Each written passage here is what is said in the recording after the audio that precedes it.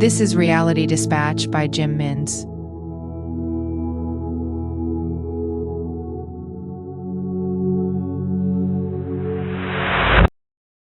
Both mutts would curry favor with their master.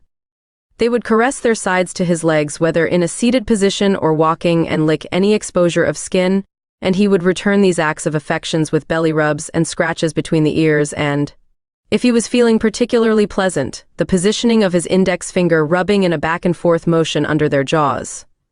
These signs of love were doled out to both dogs until one day when the older canine believed there was an excess of attention planted on his rival, who up until that point he believed was his equal.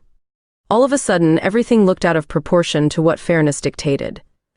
Meals were imbalanced and took on the appearance of favoritism.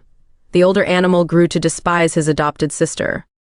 When their routine would allow for walks in the park, taking them into the proximity of others of their species, the older dog would observe wider smiles from master whenever the younger one would return a ball. Confirmation of this favoritism was held by his colleagues, who each observed the happiness exhibited by the master and relayed their displeasure. Later, master's favorite pair of socks were hanging out to dry, and the younger one took it upon herself to dig her teeth into the fabric, rendering the items useless to the human foot. The older one observed the actions and waited patiently for the outcome.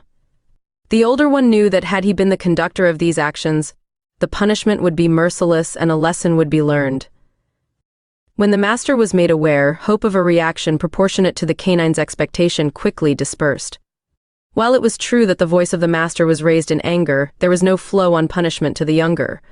No reduction in meal size, no sleeping outside for an evening, no demands to sit in a corner of shame until permission granted to leave again. All reactions previously experienced by the older. The canine began to feel cheated. How could a world exist in which the outcome was different had he been the culprit of the crime? He pondered this amongst his other friends on a windy day at the local dog park, and his allegations of a two-tiered system were agreed by the cohort, except one. A seasoned, slow-moving mutt amongst them pointed out that when they too were younger, the punishments that were delivered matched the response that was on display for the younger. Masters, no matter who they are, all reserve wrath on those who are new to the system of governance. It is only when they are older that an expectation arises that longevity within the system breeds an expectation to abide to its principles, he announced. Not convinced, the middle-aged pups all agreed that a system that once governed with affection and a heavy dose of fairness had skewered into an unfair authoritarian state.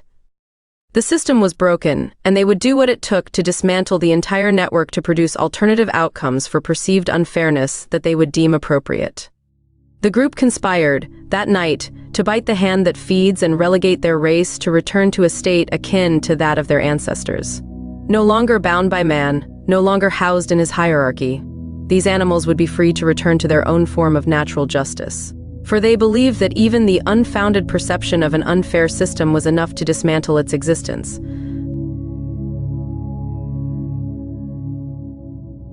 For more fact-based fiction, head to jimminns.substack.com.